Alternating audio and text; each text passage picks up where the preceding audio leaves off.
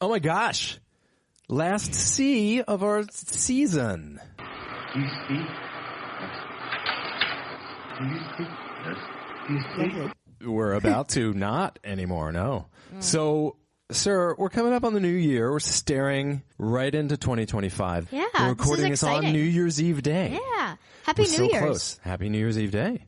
And New Year's is a time where some people really put some serious thought into how they might want to change in the coming 365 days. Have you thought anything about that? Yeah, I've been thinking about trying to be more organized in my schedule. Look at you. What? Oh, you're a What? mature little lady. No, I'm impressed. And I've been trying to get out to exercise more on my bike. Yeah, that's true. I've seen that happening even towards the later stages of 2024. Yeah. You got to find a new best friend because Ruby moved away. Let's give a shout out to Ruby. I miss Hi, you. Ruby. We missed you. I'm gonna try to make some new friends. Doable, I think, for sure. What about you? Oh, thanks for asking.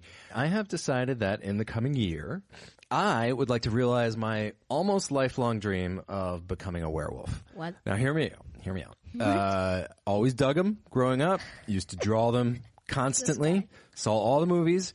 And, yeah, so that's my New Year's res. How much thought have you really put into this? Well, enough, I think. I mean, I'll be honest. There are going to be some life changes for me, sure. I'm going to have to move to Europe somewhere. What about us? Once I found a good spot for some werewolfery, I'll probably need a little bit of time. How many full moons are there in a month? Like one? Are you asking me that? Yeah, do you know? I think one, yeah, seems pretty easy. You just find where the werewolves are hanging out when there's a full moon. Yeah, and look vulnerable. So I'll leave my solid silver wolf's head cane at home. Thanks for that stocking stuffer, by the way. Yeah. So cleaning the studio isn't in your top 10, is it? No, it is, actually. I'm going to clean my studio. Yeah. Thanks for pointing that out. It's a really good thing that we don't broadcast this in any sort of visual medium. Yeah. People get sick. Oh, I have another New Year's resolution to get better at guitar. Yeah. You got a brand new guitar as a Christmas present. It's My awesome. little musical genius. Maybe I'll let you do the theme for the D's. Yay!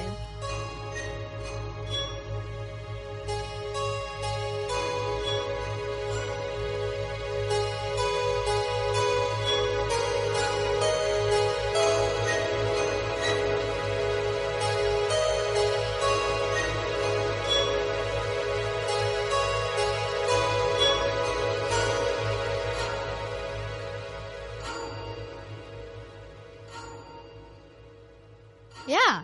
So, Dad, you have kind of been skipping out on this one, so you have to do it. You haven't done it for... The Daddy Dumb Son? Yes. The DDS? DDS. I didn't do it for the last one, but I have been doing it. I did it for Creepshow. All right, so this is when... How would you describe this feature?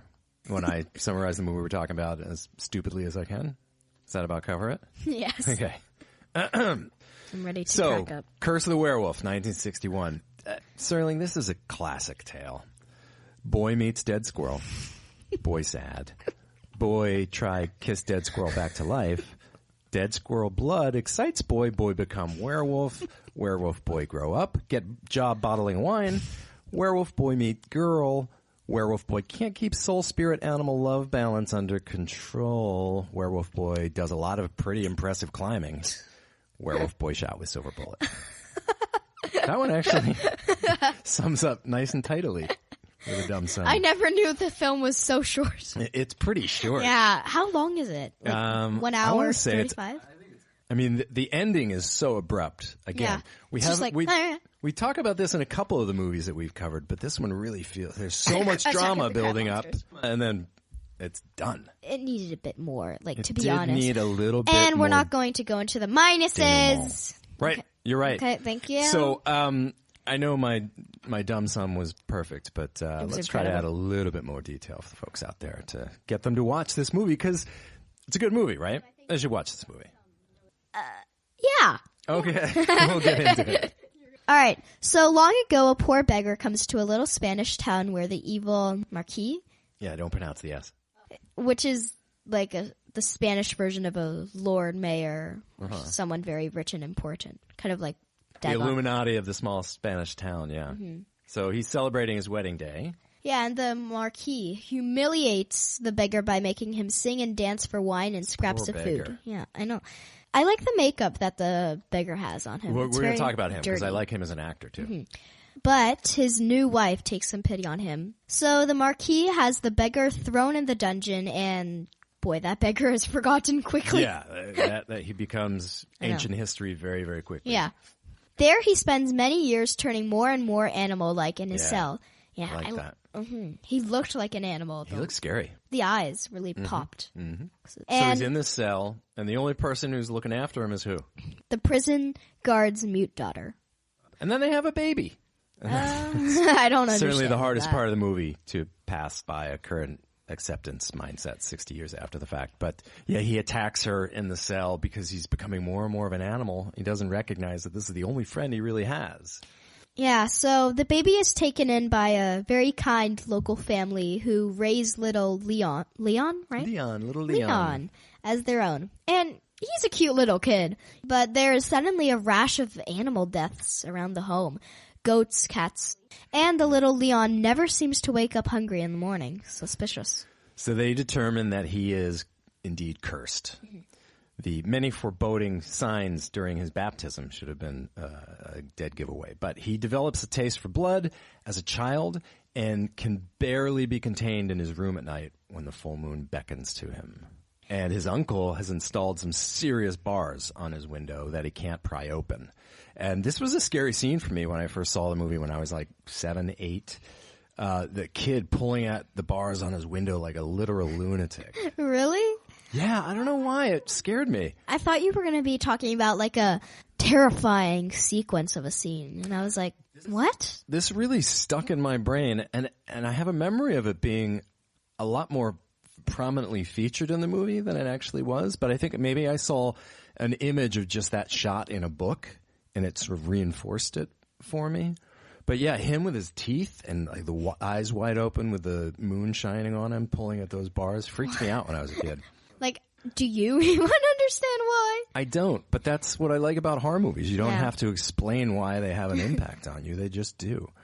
And this movie has a really interesting take on traditional werewolf folklore. Yeah, because typically you're bitten by a werewolf, and And if you live, yeah, you turn into one at the next full moon, and each full moon after that. until someone kills you with something silver. Right. But here, in this movie, it's a hereditary curse that results in a sort of internal balancing clash. So if you have peace and love in your life, you can keep your animalistic urges and instincts at bay. It's almost kind of Freudian. But I like that twist of the original conception of the werewolf. It makes the story more tragic and Yeah, I agree. depressing. Yeah, so Leon grows into adult Oliver Reed and leaves his home to find a job bottling wine and falls in love with the vineyard owner's daughter, Christina. And Leon's friend, Jose, takes him to a local brothel. You know what a brothel is? It's a place where prostitutes hang out. Oh. Yeah, and so this is where Leon's previously secured animal instincts kick back into gear. So he had been feeling that nice balance of love and being cared for by his family. He goes to this place and, ooh boy. So his inner werewolf is unleashed and he goes on a rampage, waking up the next morning in his own bed back in his home on the outskirts of the village. And he's ripped open the bars his uncle put on the window back when he was a child to get back to where he felt safe and loved. I really liked that. I thought that was cool. And even though he can't remember what he did the night before, he has a terrible feeling about it all. He goes to Christina and they plan to run away together. But now the police are after him and he is thrown in jail for murder. He demands to be executed before the night's full moon rises.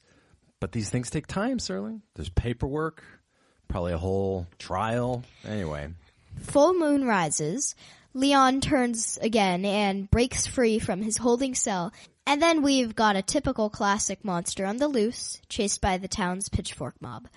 Very similar to Frankenstein and the windmill climax. Yeah, and I put it on pause in the middle of this scene, and I said, Serling, what does this make you think of? And you went right there. You got it.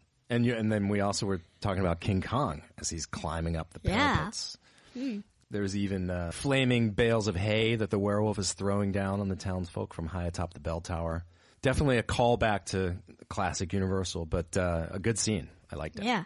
Lucky for the town, unlucky for Leon, someone in the crowd has a silver bullet. And silver bullets, anything silver kills werewolves. Yeah, and how the silver bullet comes into this is kind of clever, but we won't give that away. Yeah, so we're not going to tell you who or what happens until we come back after the Go Watch break. No spoilers yet. Yeah, so trailer? Yeah, Do we let's have listen one? to the trailer. Yeah. Okay. The Curse of the Werewolf that was laid on a baby who grew into a man possessed by a monster.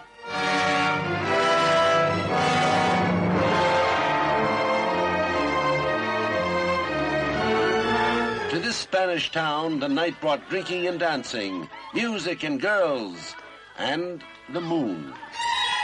The full moon that turned an innocent man into a savage beast. The Curse of the Werewolf. A man possessed by a desperate need for love, who found in Christina all the passionate sincerity of youth. Christina, do you love me? Will you marry me, Christina? You say you love me, will you marry me? Yes. Yes, I will.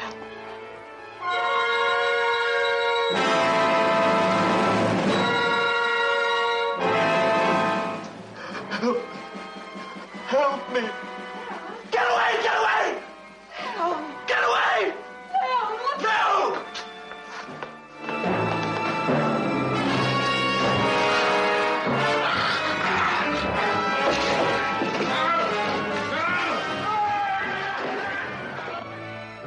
They surely made that sound more dramatic than the actual movie.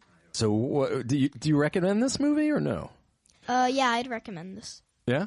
So, how old would you say a kid has to be to watch this movie for the first time? 10.5, because 10.5? There's like the Yeah, there's the attack scene in the prison Yeah, cell yeah. with the prison guard's daughter. Yeah, I was going to go 11 here. You went 10.5, so we'll go 10 3/4. let's go 11 to be more safe. I think that's a Yeah, good yeah, idea. I think if you're 11, that's I'm reasonable. 11. This was actually perfect for me. Yeah. Deep dive. Deep dive. So this is an interesting movie because the early classic monsters typically came from literature out of Europe.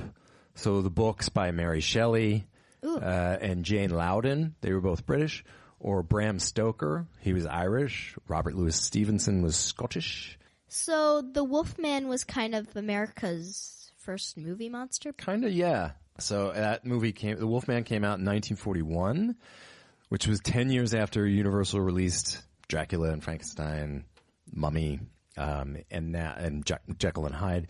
And now we have Hammer Studios in England 25 years after Universal released its initial spate of monster classics in the early 30s, doing their reinterpretation of those monsters. They started with Frankenstein and then Dracula and the Mummy, all these movies with Peter Cushing and Christopher Lee. But this was Hammer's first reinterpretation of an American classic monster creation. So I like that revolving history that's involved with this movie. Okay, so one word review. How would you summarize this movie in one word? I said animalistic. Ooh. From the source of the story and trying to keep our primal instincts in balance, to the makeup, to Oliver Reed's performance of it all, and even the sound effects of the monster, which aren't always terrifying, but they at least stir up some sort of feeling of a mixture of a man and an animal. You know, some werewolf sound effects in movies don't even have a trace of anything human sounding about them. So there's mine. What's yours? One word review. Tragic, which we mentioned before. That's good. Why tragic? I mean, we talked about it a little bit. Yeah. Yeah, it's basically what we said, but Oliver Reed's performance really makes it really tragic because he's very intense in this. Yeah. So are we in spoiler central? Yes, because we're back from the Go Watch break. Yeah. So the uncle, killing Leon. That's tragic. Yeah, it just makes you feel so sad because you're like, He knows he's got to do it. yeah. And the thing is that Leon has been begging to be killed. He's Right. like, kill me. You don't know what's going to happen, but I do. His So, good side is he's like, trying to "Trust me, protect please." people from the bad side of him. and they're just like, no. Well, because they don't believe it because it sounds too fantastic. Like, you're a man. You're not going Yeah. to turn into an animal. Yeah, it's just it makes you really feel for the characters. They did a really good job of that. Yeah. Yeah, It's, so I it's a went with well-done tragic. movie. And this is Oliver Reed's first starring role. And he did a really good job. Let's talk pluses. I mean, we already mentioned the acting. But I want to throw it out to, again, the beggar in the beginning. Yes. The actor named Richard Wordsworth. I really liked him. Has he been in anything else? He has, but nothing we've seen and nothing I'd really heard of. I didn't really recognize him from anything, but he was really, really good. And, of course, we have 2 James Bond nods in this movie. This movie came out a year before Dr. No, which is the first Bond movie. But we have Anthony Dawson, who plays the terrible Marquis, who also played Professor Dent in Dr. No. And he didn't appear until the next Bond, but the always terrific Desmond Llewellyn, who's uncredited in this movie, but he would become better known for many, many years and through 5 James Bonds as the head of Q Division. Yay. Yeah. I love Q. Be sensible, 007. The church bells in the beginning. Would The you like? set? Oh, yeah. The set's great. The costumes. It really makes you feel like you're in this setting. They did a really good job with that. The makeup. Do you want to... Yeah, well, let's talk about the makeup because I said that I really like the makeup. There it is, right up there. But yeah, I like the makeup in this. I think it really looks like an animal is coming out of a man. And I love the whole soul versus spirit balance, the love versus the inner wolf. Tragic balance that he's trying to navigate throughout this.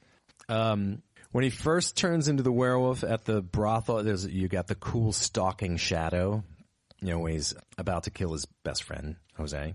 I liked that. Loved the bars bent inward when he comes home after re-embracing his inner wolf. The whole concept of the movie it's really... Yeah, really plus. good. Yeah. The blood in the mouth at the ending. Yeah, it's got good looking blood because this is a Hammer movie. So you've got cleavage and blood. That's what Hammer added to the horror genre. And great actors. Yeah. And I like the ending on the parapets where he's climbing, like we said, The wolf? reminiscent of Frankenstein and King Kong climbing up the church. Oh, I like the credits. Ooh. You just see his eyes. He's transformed, and you see his eyes, and occasionally they dart from the left to the right. So you're forced to reckon with this creature from the first seconds of the movie. Oh, Dad, we didn't do Class of 1961. Yeah, well, let's do it right now. So 1961, what other movies were out in the theaters when this came out? Gorgo, which is... Oh, we tried to watch that. That's a British giant monster movie. They're trying to get in on the Godzilla freight train. Kong. Wagon train. Konga. Conga? Konga. That's a horror movie? Yes. Mr. Sardonicus. Oh, Yes. I love that one. There he is. That's a really cool movie. That's another William Castle movie. Shout out to the first movie, first season. 13 Ghosts. Bloodlust. Okay. Night Tide. Night Tide. I think Tide. that's about a mermaid, and I think it has Dennis Hopper of all people in it. Scream of Fear, Taste of Fear. It had both. Smorgasbord of Fear. Creature from the Haunted Sea. I've heard of that. Never seen it. The Shadow of the Cat. The Snake Woman. Women. Snake Woman. Maybe there was a sequel. The Curse of the Doll People. The Doll People or the Puppet People? Because there's a Doll movie, People. Attack of the Puppet People, Curse of the Doll People. Mothra. Oh, excellent. Yay. That's one of your favorite Godzillas. Drum roll, please. The Pit and the Pendulum. Oh, excellent. A Roger Corman, Yay. Vinny P. Love it. collaboration. Yeah. Nice. So not a bad year for horror. Some classics in there. Sterling Spotlight. Sterling Spotlight. Flip that sucker on. Thank you. So I did what was your favorite part of the movie? What are you going to call out for special props? Oliver. First starring role. He was in The Damned. Okay.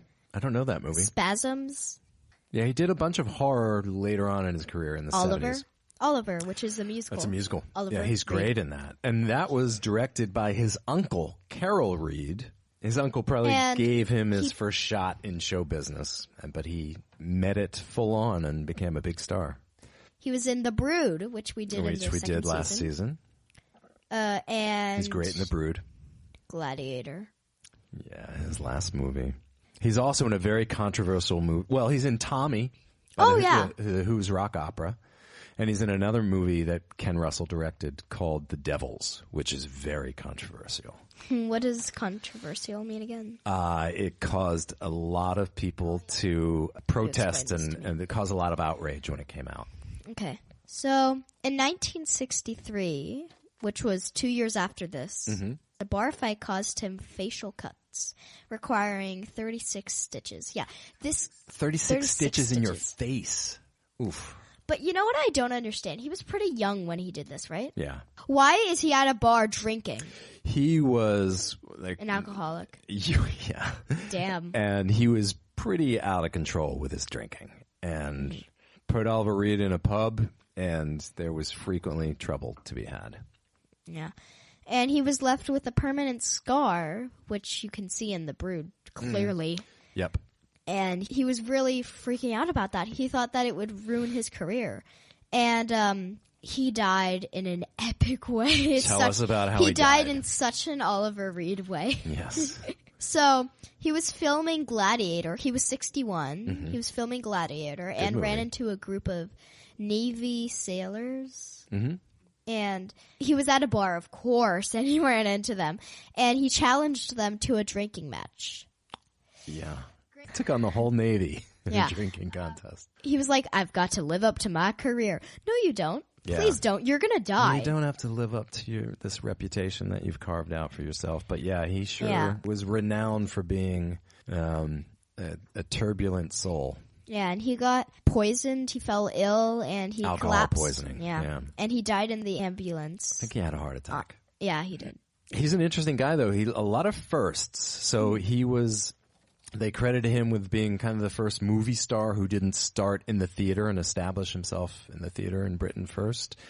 I think he was the first actor to say the F word in a movie. What? Yep. And Which movie? I don't know. It may have been the first British movie that the F word was said in. Bloody hell! Yeah. But he was also the first actor to be naked in a movie. What? Yep. Full frontal nudity. In the front? Yeah, I forget what the movie's called. It's a very famous movie, Rats. And he's naked. He's wrestling another man, Alan Bates, another actor. I can't remember the name of the movie. Damn. My sister Blythe would know. She's a big fan. I don't think you want to. She's a big fan of naked Oliver Reed. Oh my God. Hi, Blythe. Hi, Blythe. All right. Nice spotlight. But yeah, we love Oliver Reed. Turn it off, please. Click. Did you hang up? No, I just said click. All right. Sounds like you're talking through Rubber Chicken. Do you have any minuses for this movie? Oh, yes. Like? Oh, really? Okay. The ending, really fast. The movie is fast. It wraps and the up wolf. very quickly. The wolf, they could have tried a bit harder. What's the wolf thing that you're talking about? Like, they didn't really show that much of it. Like, you couldn't really see the face at some parts. I disagree. I think you see his face a lot. You see it first when he attacks the prostitute. You get a little glimpse of it there. And then you get a lot in that last sequence when he's running around after he transforms in the prison cell and breaks out. Yeah, I think it was just too fast for me. I couldn't really keep up with everything. And also, he didn't... Normally in werewolf movies, after they're killed or like the curse is gone, they turn back into a human. Yeah. They did not do this in this. No, he stays it did not make sense. An animal. And you were like, is he just an animal for the rest of his life? Was he born to be this? Maybe. I think it maybe plays into that whole balance thing because the animal, in the end, won. Yeah. So maybe he stays an animal even after death. Unlike a traditional werewolf where, you shoot it with a silver bullet and it turns back into human form. Yeah. But maybe that made sense for this movie. Yeah, so those are all the minuses. Do you have any? I had some thoughts about the pacing. So talk through this with me because I can't decide whether this is a minus or not. But The beginning of the movie really draws you in, and it activates your empathy gland, because you have the beggar and all you're feeling for him. You buy into the setting and the time period. It's all well done. It's really well established. You care about the characters who take in young Leon. And even when they're establishing the curse, when they take the baby Leon to the church to be baptized. But then to get to Oliver Reed actually gracing the scene, we're about halfway through the movie. And it's a quick movie, like we talked about. Yeah, they spent a lot of time with the child. Yeah, a lot happens in the first half. Yeah. But what did you think about the storytelling and how it laid out the tale? Well, definitely they could have slowed down the pacing of this. Slowed it down, okay. But they also could have sped it up. They didn't need that much time The two in the options past. are speeding it up, slowing it down. Yeah, at some points they had to speed it up, and then some points, like the So ending. are you saying they could have sped up the beginning part and gotten they Oliver spent Reed sooner, so much and then time. taken their time a little bit with the ending? Yeah, they could have built up.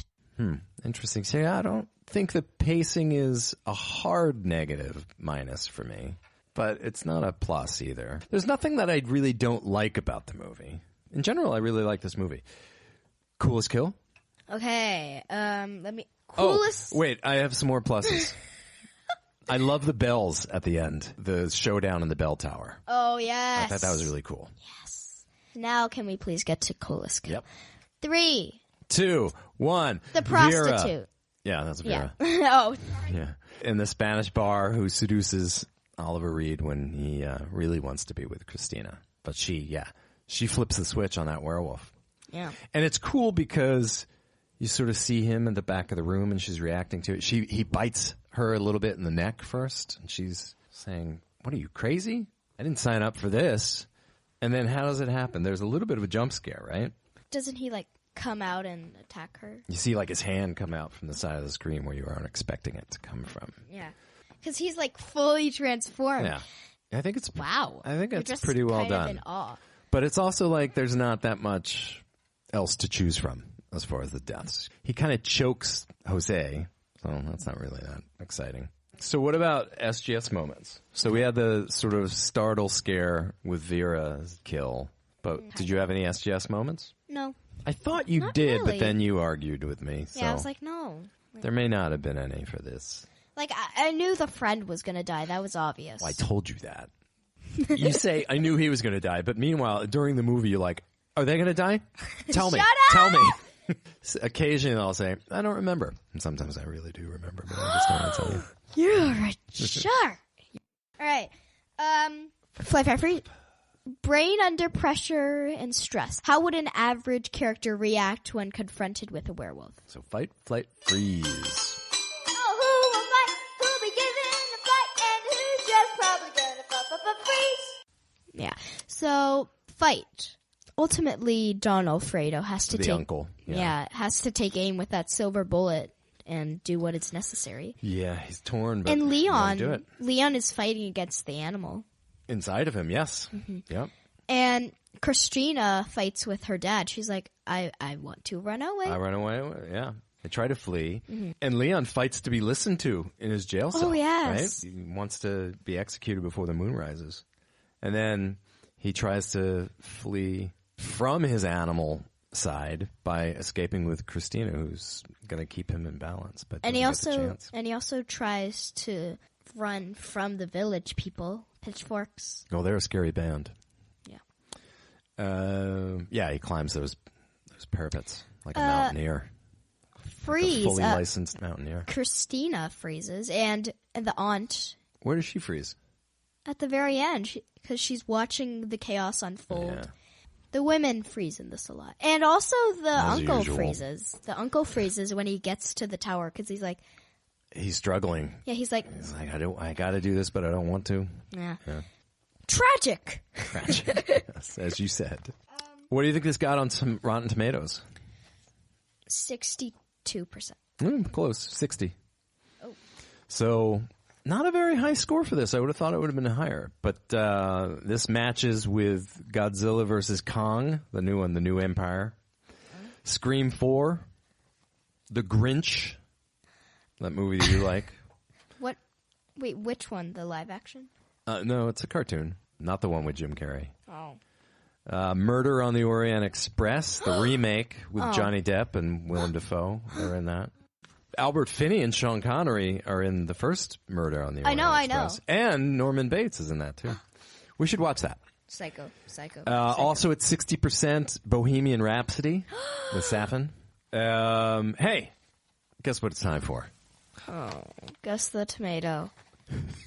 Look, if you don't want to do this. No, we I go through this every single time. Oh. So let's do it. You have to do it with me. Okay, It's time for Guess the Tomato. So, you all know how this works by this point. I give you a movie that also scored a 60%, and I start to give you little details. Obscure at first, then becoming increasingly easier and more obvious. And the sooner you get the movie that I'm talking about, the more points you get. And as always, feel free to play along at home. So for 5 points, this movie, which also scored 60% on Rotten Tomatoes, has a parrot in it. Is it a pirate movie? No. And the parrot is owned by a cook. By a cook? Sorry? Have we 5 recently points. seen this? Not recently, but you've seen it. Recently. A parrot and a cook. A parrot and a cook. We're down to 4 points. No! How much time there's got to be a ticking clock here. Parrot and a cook. All right, for 4 points. Oh my God! This movie is a horror thriller with equal parts Jaws and the Poseidon Adventure. Oh. 4 points. Deep Blue Sea. Yes, nice job. Then my other clues were, for 3 points, this movie has sharks in it. For 2 points, the sharks are bioengineered to be super intelligent in this underwater laboratory. For 1 point, this movie is terrible. Yeah. Deep Blue Sea, 60%. Seems high to me. Yeah. All right, you want to go one higher or one less than one higher. Curse of the one Werewolf? Higher, one higher, it's 61%. Chaplin, which is the story of Charlie Chaplin, of a silent film star, starring Robert Downey Jr. Yeah. Sharknado 2, speaking of sharks. Moana 2. And a movie called The Terminal with Tom Hanks and directed by Steven Spielberg, which we haven't watched. I thought we were going to say. And then The Terminator. Oh, no, that's way higher. All right, than one 61%. lower. One lower than this, 59%. Super Mario Brothers movie. Deserving. A Dogman. There's a movie called Dogman. What? It's not the Dogman you like, though. And speaking of Dogman, also at 59%, Cujo. And Despicable Me 3. That should have been lower. That should have been so much more lower. All right. Bondometer. Yeah, so where did this movie score as compared to the James Bond franchise movies? There's no direct 60% match, but this movie is between, once again, a 59% Moonraker. One of your favorites. And a joint 63 Spectre and Quantum of Solace. It's interesting that Daniel Craig, who a lot of folks, that's their favorite Bond, or their second favorite Bond. I exist. It's interesting that he has 2 of his movies are in the low 60s. I know. And he only did 5. So 40% of his movies are in the low 60s. And that's really sad. That's sad. It's interesting. Because I love his movies. They're really good. I don't mind Quantum of Solace as much as people seem to. It gets a lot of ragging. Wait, is Spectre... Wait, which one is Spectre again? Is that the one has Blofeld in it, and is that the one with Madeleine? Madeleine is in that too. But let's wrap this up. So the Fearometer. What would you give this on the scare score scale? How scary is this movie? 2. Sorry. I gave it a 3. Again, that scene with little Leon clutching those bars in his window. It Crazy still look in his scares face. you? I just remember it had an impact on me. And I think the werewolf makeup, like I said, pretty scary and animalistic. It's my favorite non-snouted werewolf makeup for a movie. Non-snouted? Like the werewolves in American Werewolf in London and The Howling, better. But this is way better than Jack Pierce's original makeup for like the Wolfman from 1941, Lon Chaney Jr. All right, so you said 2, I said 3. How about the Funometer? 7. No, actually 6. Okay, I gave it a 5. I like Oliver Reed in this. I like the path that he follows. It seems like a fun coming-of-age film during certain moments with his friend. I like the whole arc. Impactometer. I got to give it a 5 just for the impact it had on me as a kid. But where would you go with it? 4. Okay. I'm also giving you a 5 for just the history of the Hammer. Yeah, that's what I mean. Exploring the American Monster thing. All right. Wow. That was quick. That was a quick season. Yeah. No, it wasn't. Wasn't really. They all take a while. All right, so next time on DDSH DD Spod, a deep study of our 3rd season. What were the scariest of the seas? What movies would make the best Broadway musical, best video games? What movie deserves a reboot? How do the high-ranking movies of the seas compare against the best of past season B's and A's? All stuff you will not want to miss. Yes, and a glimpse of yet to come, what awaits in the D's. We'll give you just a couple of advance notices of which movies we're going to be hitting in Season 4. Season 4. Wow. Well, it's still been have a long quite a time to year. go. But we did A, B's, and C's, and we didn't even start in January last year. We started in like April or May. Yeah, We did we're a lot good. of good work. We're good. See you back for the wrap-up show. Happy last hours of 2024, everybody. Please stay up past 12. Make us proud.